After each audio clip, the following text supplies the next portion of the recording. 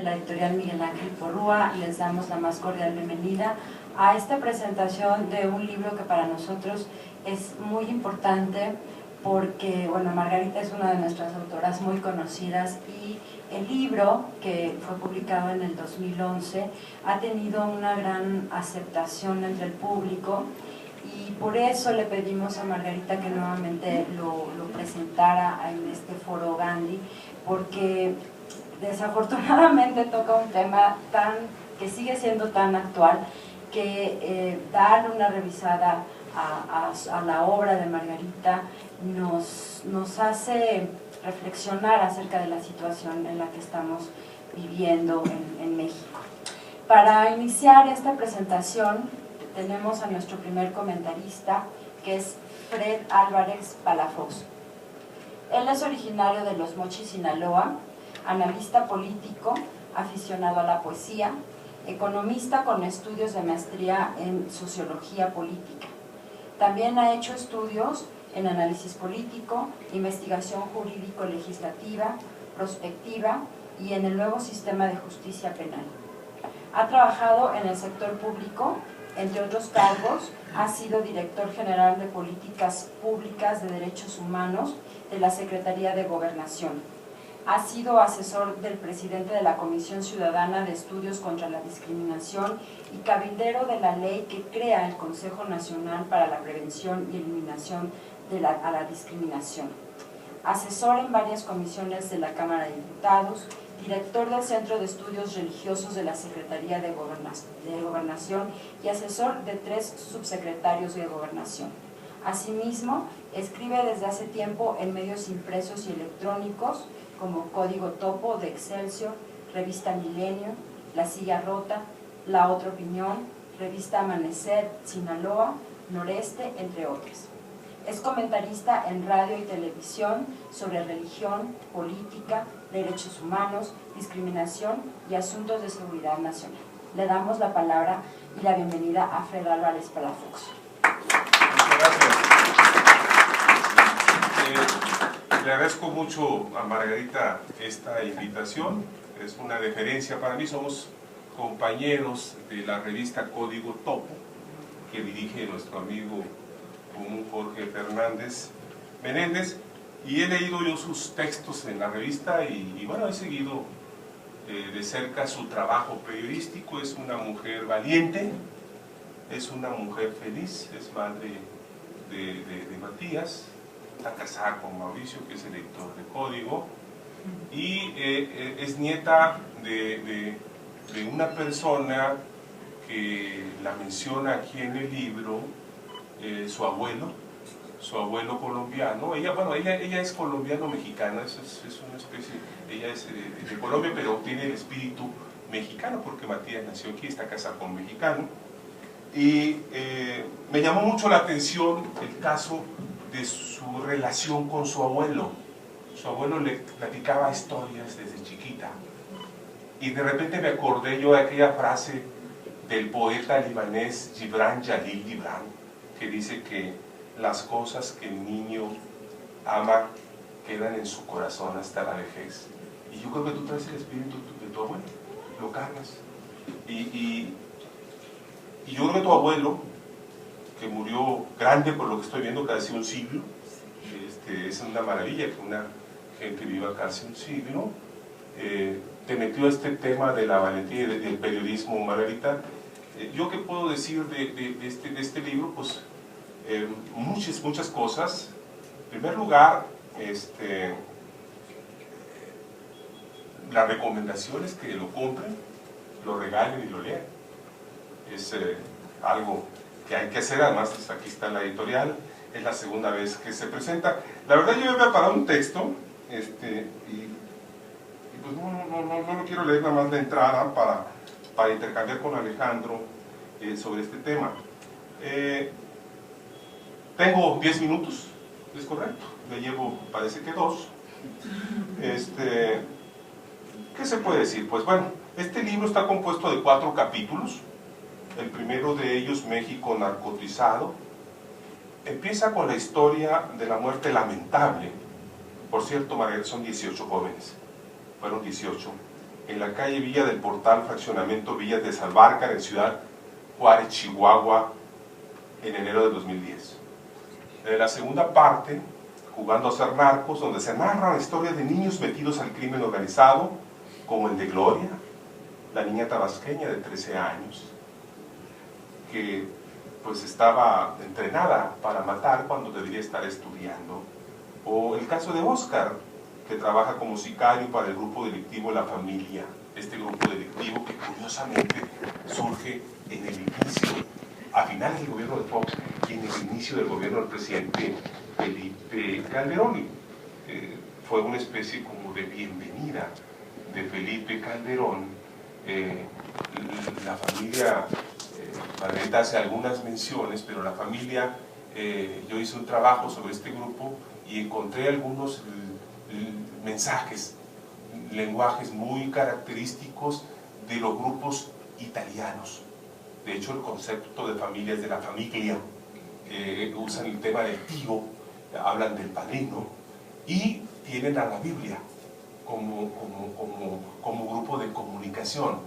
La Cosa Nostra tenía esas características, parecen una cosa de niños, pero también La Familia se transforma en los templarios. Y qué curioso, el grupo de los templarios tiene que ver también con Jerusalén, y uno de los integrantes del grupo delictivo fue pastor del grupo de la Nueva Jerusalén, este grupo religioso michoacano. O sea, hay cosas que cuando uno lee este tipo de historias empiezas a encontrar, pueden ser de fantasía o pueden ser de realidad. Mi amigo Jorge pues entra con el prólogo. Jorge dice que el trabajo del periodista es que se registren en la historia los hechos y que se registren profesionalmente y que se registren bien. Margarita lo ha hecho con muchas, lo ha hecho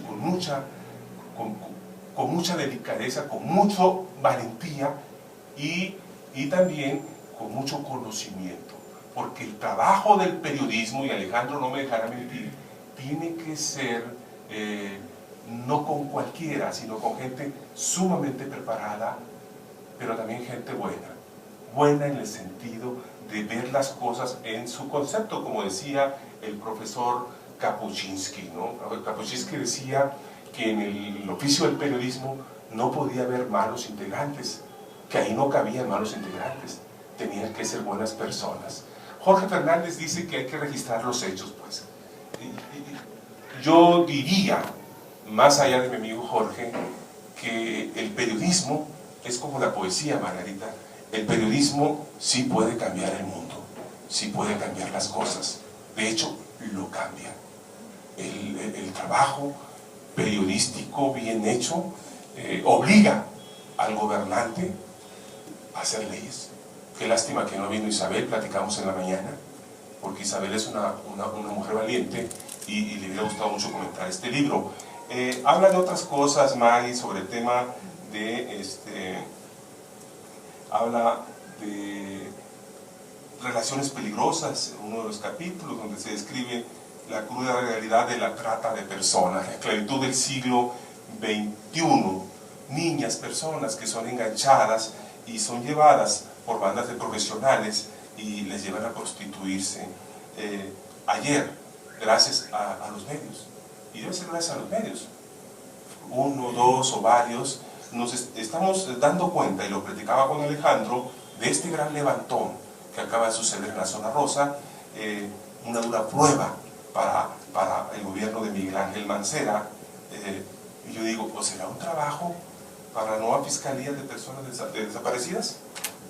Porque estábamos hablando precisamente de este tema que apenas, gracias a la presión de la sociedad, esta combinación pues del periodismo, de los grupos organizados, se acaba de formar también una unidad para encontrar personas desaparecidas. Pero fíjense nada más, qué curioso, lo platicaba con Margarita, que esta unidad que se acaba de crear no tiene ni siquiera clara cuál es el número de desaparecidos que existen en este país.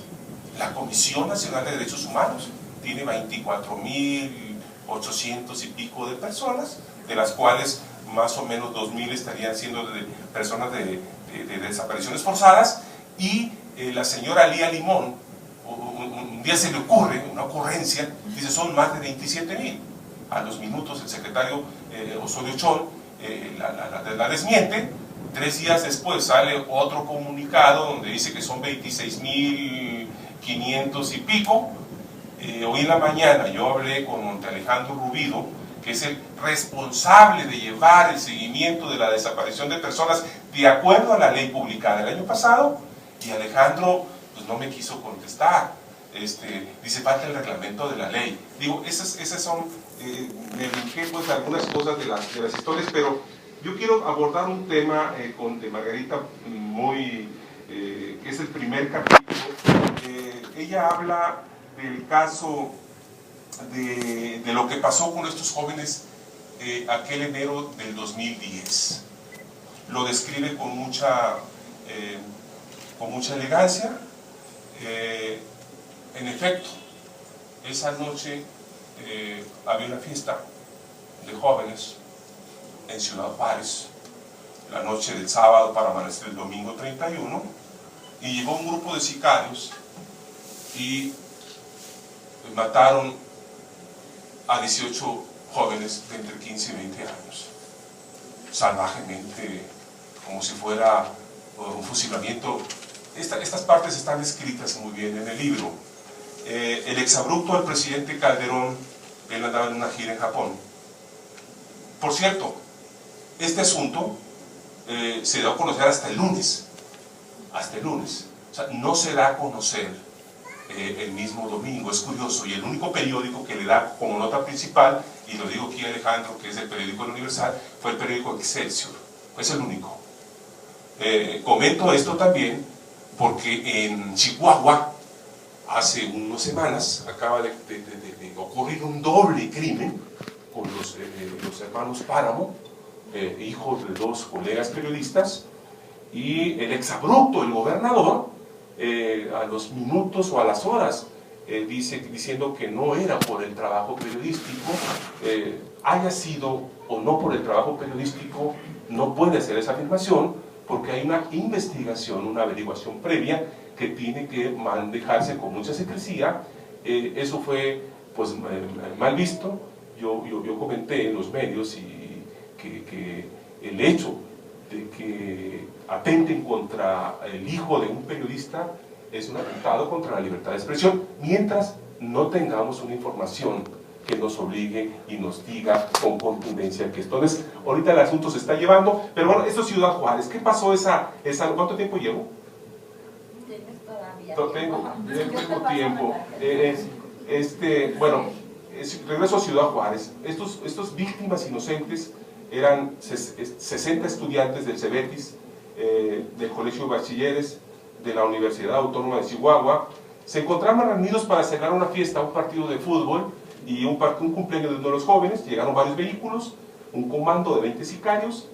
Los asesinos eligieron a las mujeres a un lado y cercaron a los hombres y los fusilaron. Ese fue el primer crimen masivo de 2010. Acababa de suceder días antes el de Torreón, Coahuila, y fueron difundidos ampliamente el lunes 1 de febrero, como ya le dije, por el periódico Excelsior. Ciudad Juárez, Margarita menciona una y otra vez el fenómeno de Ciudad Juárez, y menciona Chihuahua, y menciona Colombia, concretamente Medellín, haciendo una especie de analogía con esta pregunta que haces, Margarita, esta pregunta de decir, ¿y qué está pasando? ¿O qué es lo que está sucediendo? Hay una pregunta que la haces una y otra vez, como diciendo, véanse ustedes en el... No estaban todavía los grupos de autodefensa, ya hay grupos de autodefensa. No, aquí en México.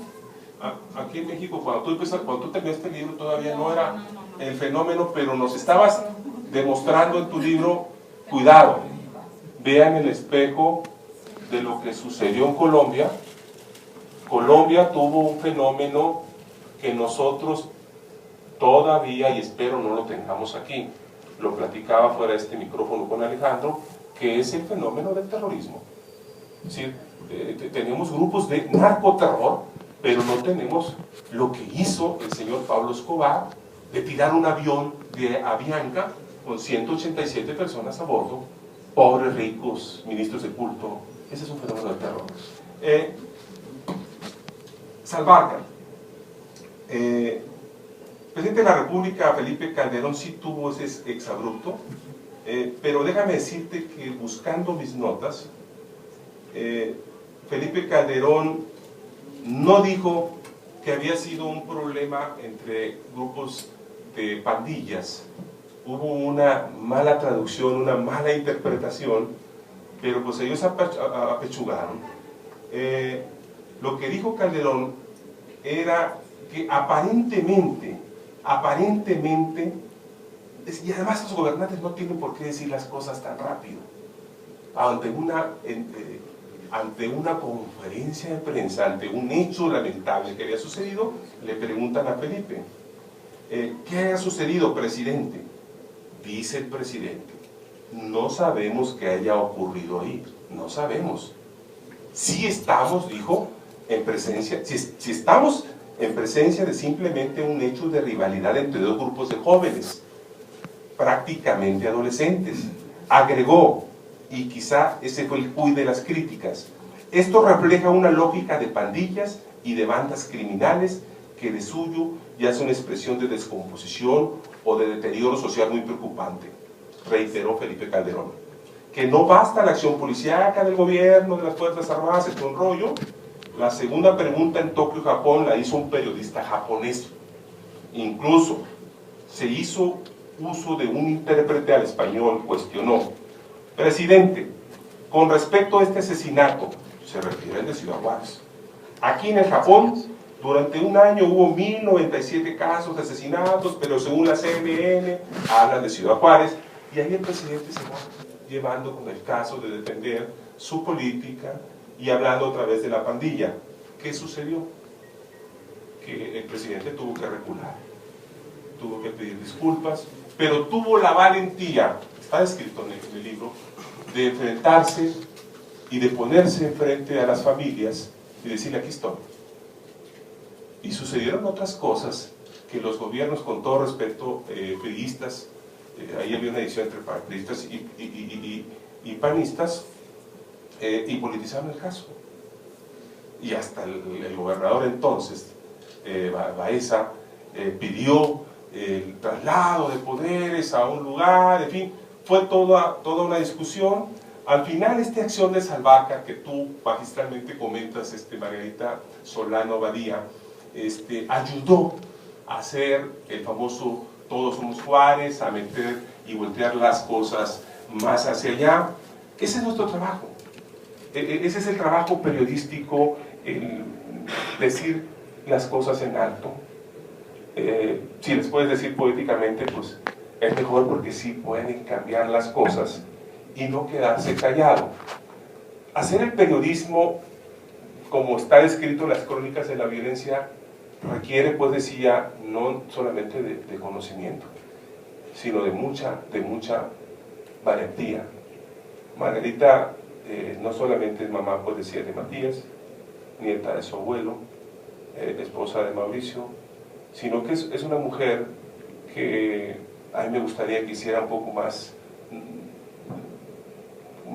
finamente, menos duro, pero esa es la cruda realidad de las cosas, como describes el caso de Óscar o de los demás, que si tú lo llevas a un guión cinematográfico, pues sería muy impactante. Margarita, pues yo, ¿qué te puedo decir? Te tengo mucho aprecio, quiero mucho a tu familia, celebro que este libro esté circulando, celebro que la editorial lo vuelva a presentar, y pues yo quería decirte gracias por invitarme, y bueno, pues dejo ahí mis comentarios, y al rato, si se puede, pues regresar ahí. Muchas gracias.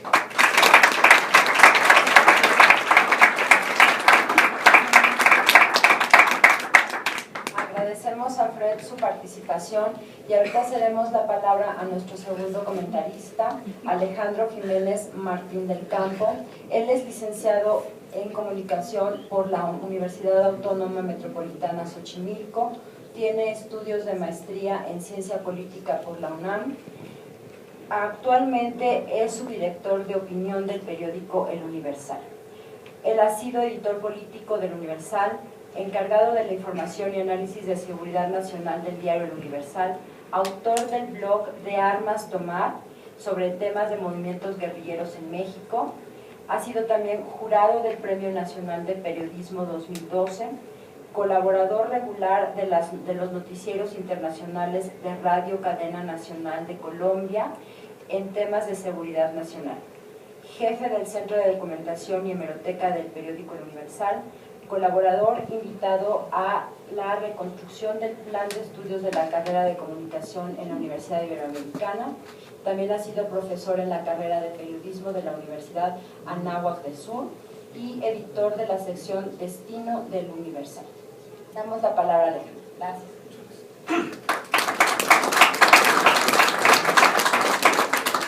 Buenas tardes, buenas noches.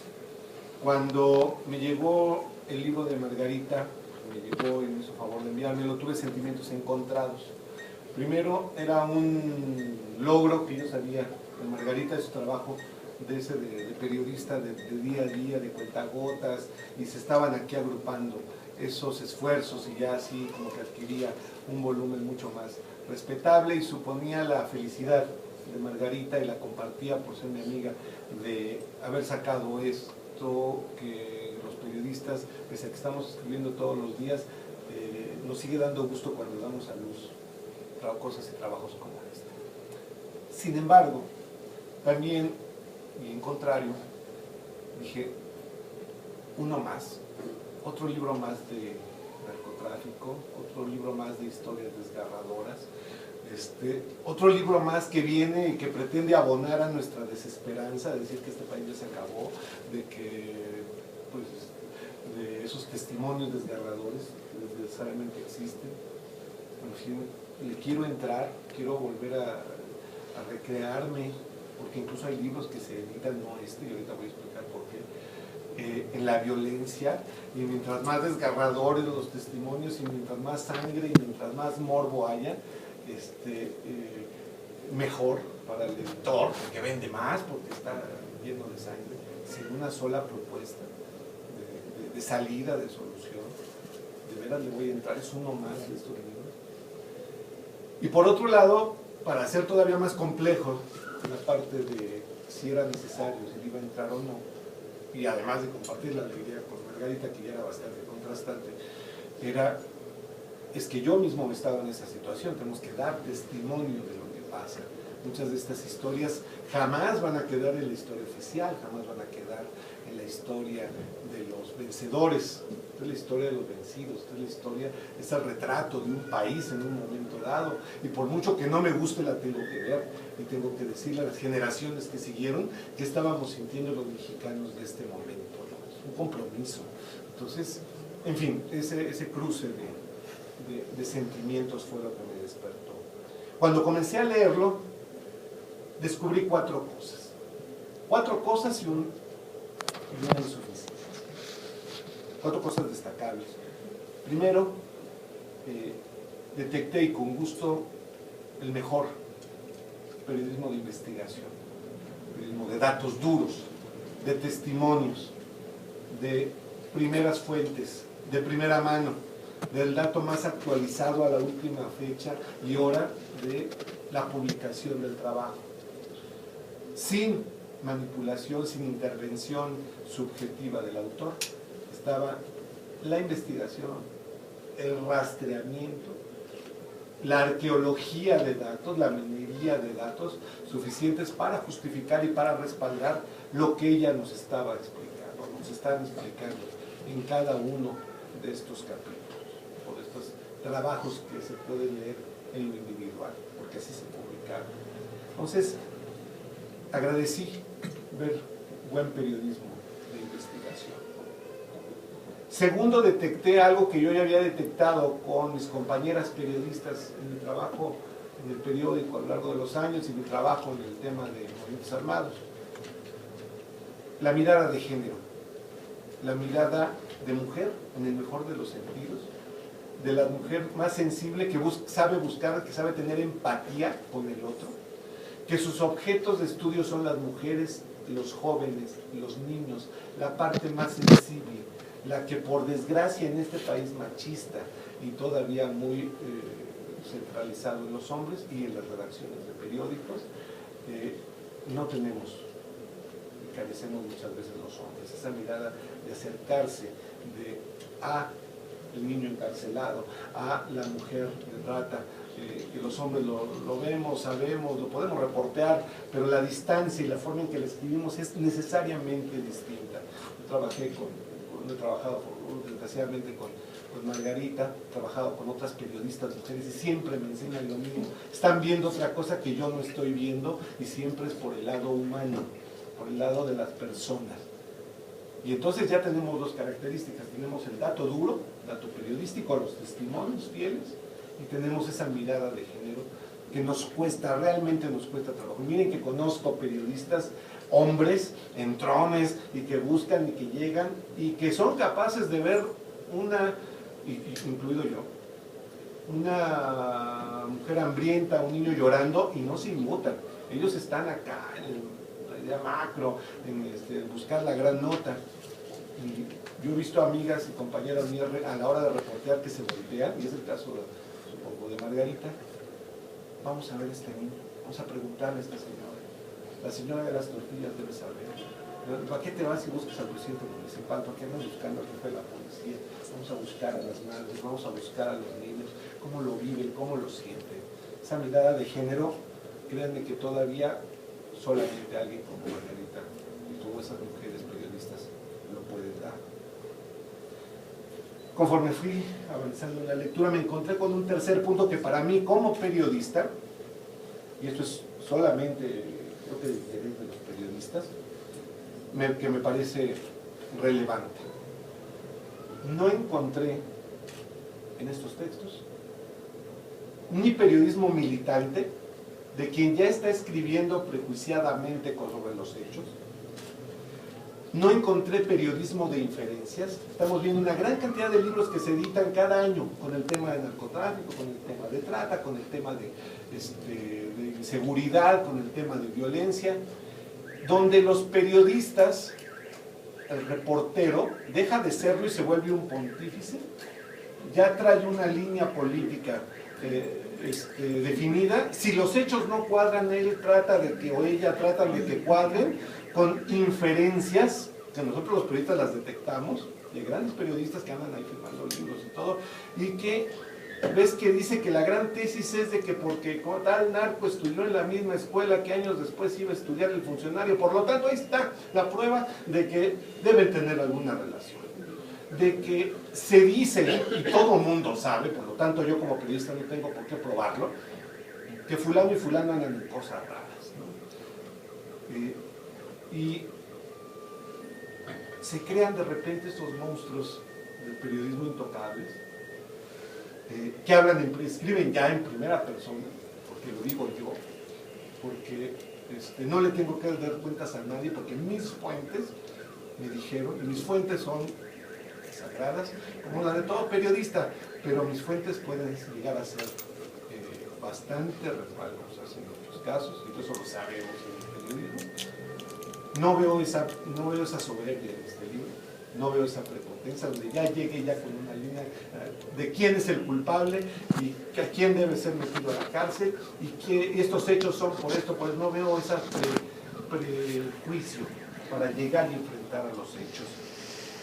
No veo esa pose, no sé si después de hoy la haya, pero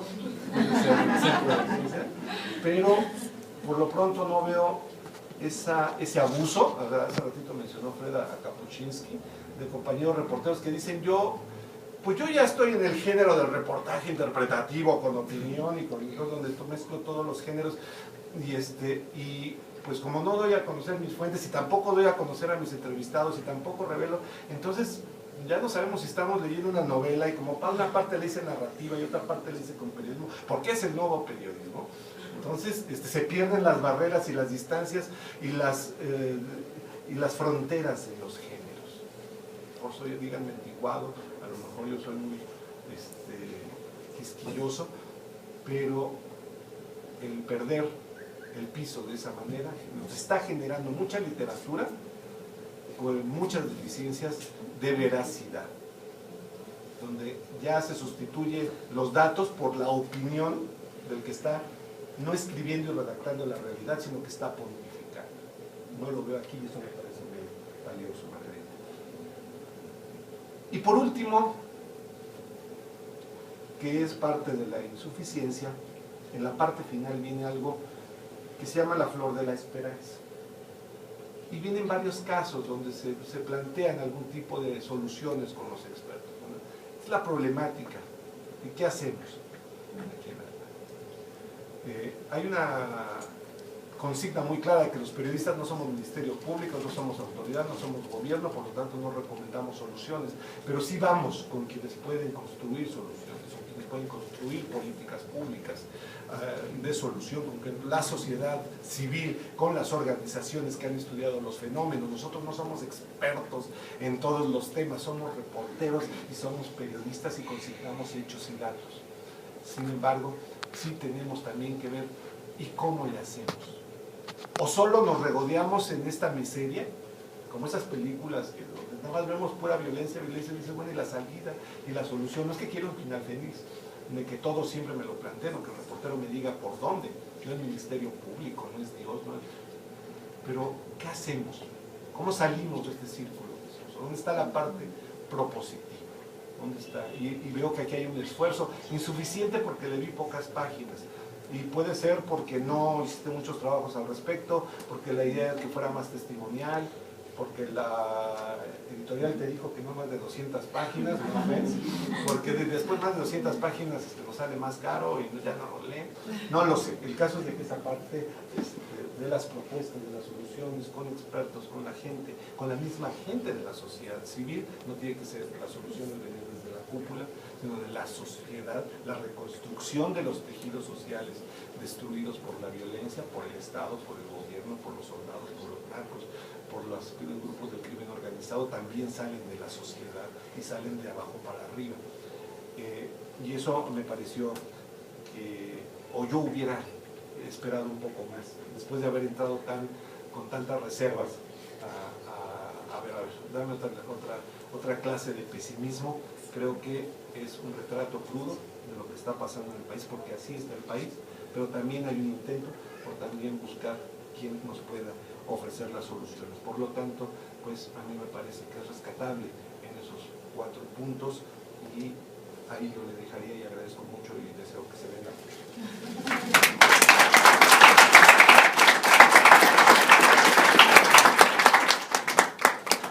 Muchas gracias por tus palabras. Justamente si ustedes se dan una vuelta aquí en las mesas de novedades de la librería Gandhi, van a ver mucho de este tipo de periodismo del que nos habla Alejandro, ¿no? Este tipo de periodismo, no todos, pero sí muchos, ¿no?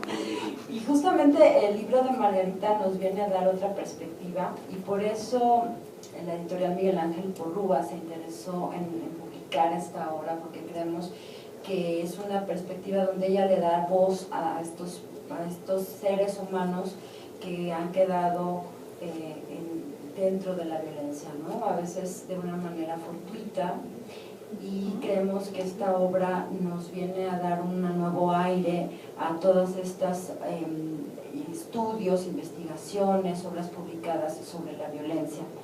Y justamente ahora estamos esperando una segunda parte que ya nos prometió Margarita que pronto hará.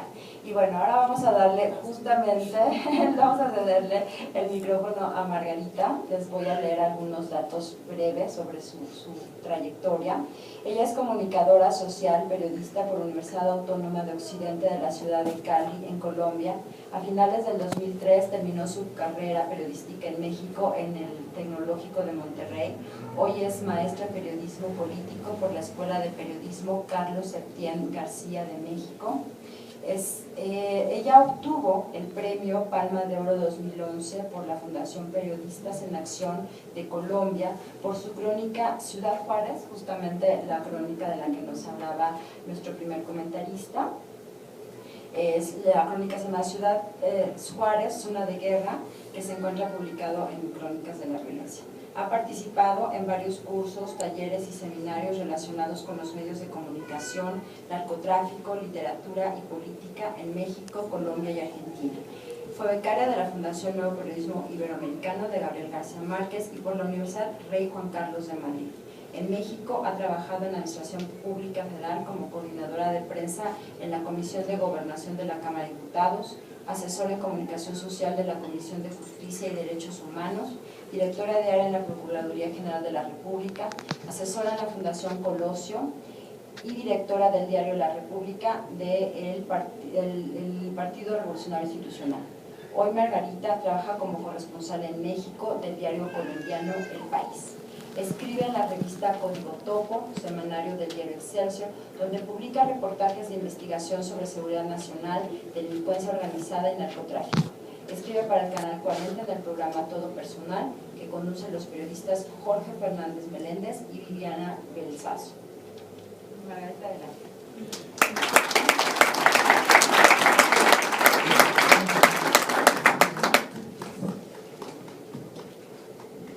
Buenas noches a todos.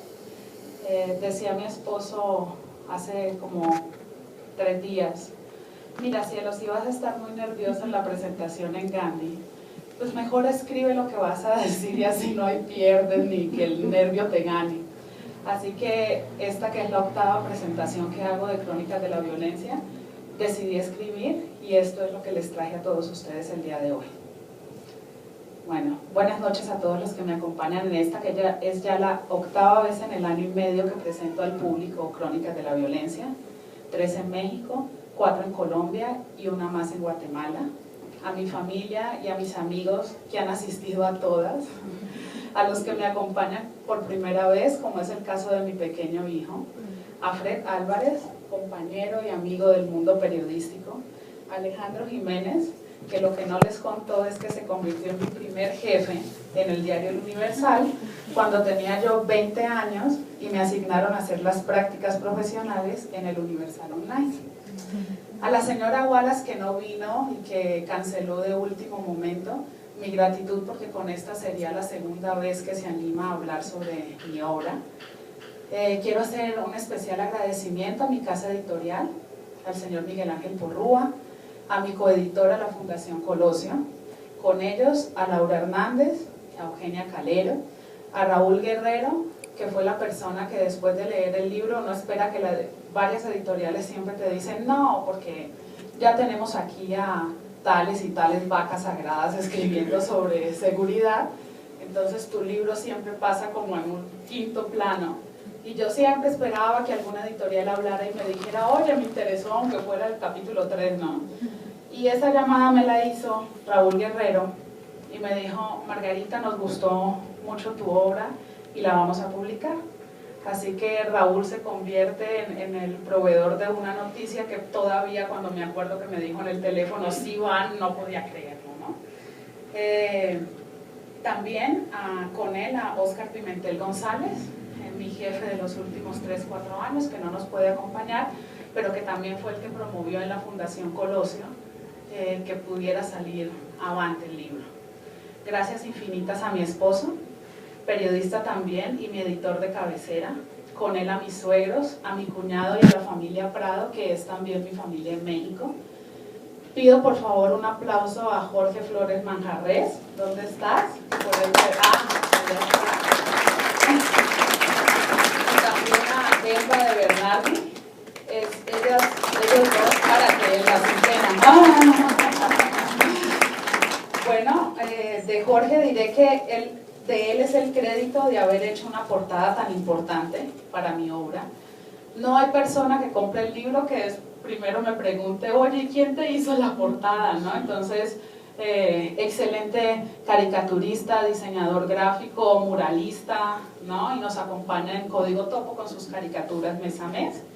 Y por otro lado está Elba, quien con su trazo fino y buen gusto hizo el diseño de la misma. Muchas gracias, Elba. Amigos, familia, la gratitud es el mayor de las virtudes. Hoy estoy agradecida de contar con todos y cada uno de ustedes. Déjala, papá, es cosa de niños, cuando esté más grande y centrada estudiará una cosa distinta. Fueron las palabras de mi madre cuando mi abuelo, de entonces 90 años, le preguntó preocupado por qué quería estudiar periodismo.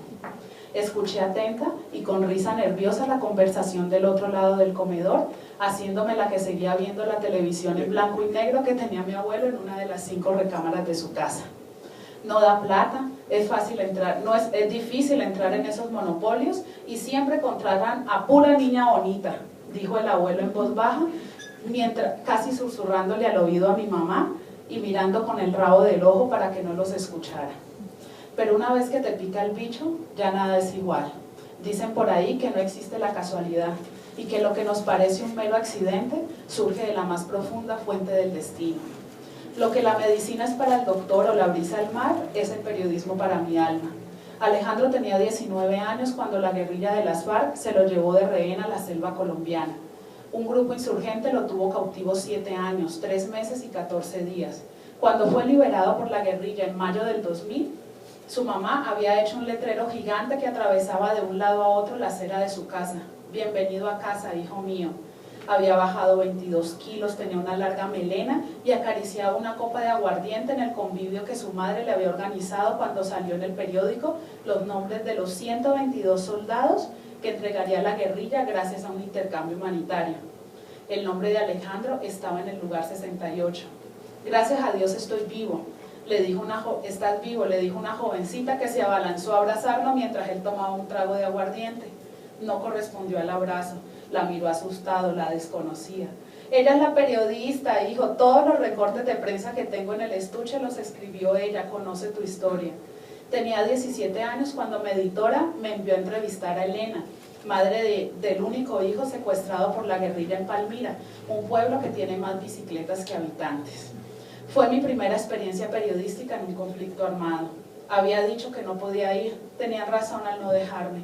No tenía credencial del diario, tampoco me pagaban, era yo una estudiante de periodismo que quería una oportunidad y que pasó semanas y meses reporteando, tomando fotografías y escribiendo de todo un poco. Pasé por la sección de deportes, espectáculos, política, seguridad. Hice reportajes de moda, belleza e incluso recuerdo el estrés que me causó escribir en una página completa una publicidad para que la gente cremara a sus difuntos. Era una tarde de domingo y pasé al diario a dejar una crónica que publicarían días después. Sonó el teléfono y me avisaron que la guerrilla entregaría 122 soldados. Uno de ellos era de mi ciudad y había que localizar a su familia y contar su historia en varias etapas hasta su liberación. No puede ir ella, dijo mi jefa secas, pero el destino marcó la pauta. No había ningún reportero esa tarde de domingo porque estaban asignados a otros lugares. La historia de Alejandro era mía. Pasé de la alegría al llanto cuando conocí a una madre desconsolada por la ausencia de su único hijo varón. La prueba de supervivencia que había mandado la guerrilla por última vez en el 97 dejaba ver un brazo consumido por quemaduras de 3er grado. Después supe por el mismo Alejandro que la guerrilla había bombardeado un cuartel de la policía y él sobrevivió al fuego. Desde Alejandro hasta este último segundo hice de amuleto las palabras del maestro Gabriel García Márquez. El periodismo es una pasión insaciable que solo puede digerirse y humanizarse por su confrontación descarnada con la realidad. Crónicas de la violencia es esa confrontación descarnada. Son las historias que se cuentan a voz baja, diría mi jefe, el periodista Jorge Fernández Menéndez. Es también el desfoje periodístico que tuve que hacer hijo de papel para poder dormir con menos dolor.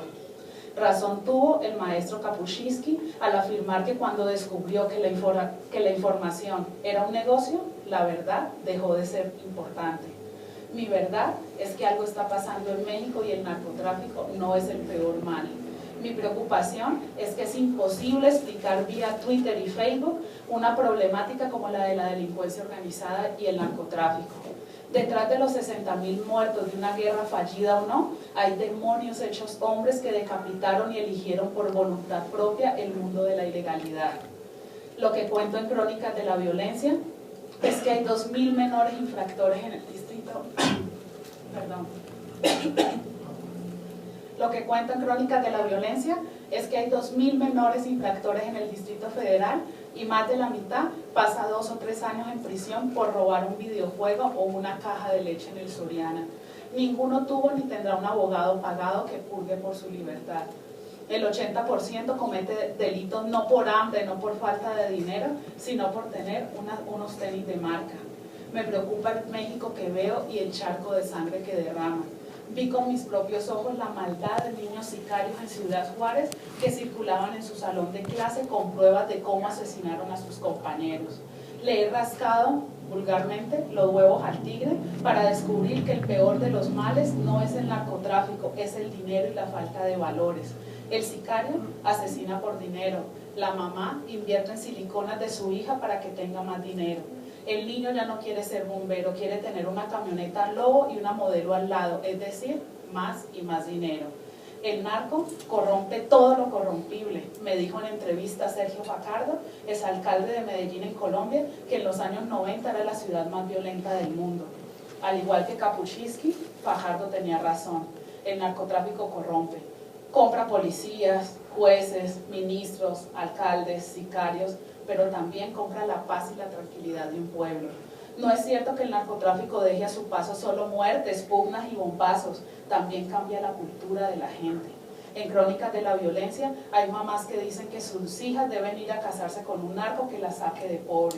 Hay sicarios de 17 años como el michoacano que llegaba a casa con un cuerno de chivo y su familia no dijo nada. El verdadero problema no es el narco, y perdón por la insistencia, es el desmoronamiento de la sociedad en su conjunto. Crónicas de la Violencia es un libro de lo caro que sale a hacer pactos con el diablo.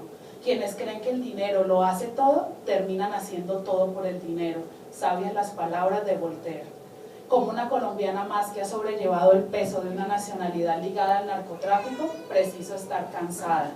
De las revisiones en los aeropuertos, de las preguntas sobre Pablo Escobar, de los chistes con sabor a marihuana, de la apología del mundo criminal donde los héroes transportan drogas, armas y asesinan, de la prensa que publica las camisas de moda de los delincuentes y sus mansiones con elefantes y leones, del conteo de muertes que ponen a todos en una misma cubeta. Jamás será igual los estudiantes que murieron en el TEC de Monterrey que el hombre que hervía cuerpos apodado el pozolero. Las historias del bien y también del mal están aquí, ahora sobre la mesa. Son las crónicas de la violencia, de Argentina, de Colombia, de México.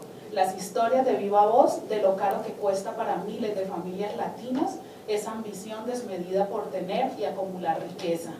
También es un grito esperanzador que intenta revertir el daño, pero sobre todo es un libro con historias tristes y desgarradoras que demuestran que, como decía Martin Luther King, hemos aprendido a volar como los pájaros y a nadar como los peces, pero nunca hemos aprendido el sencillo arte de vivir juntos como hermanos. Muchas gracias.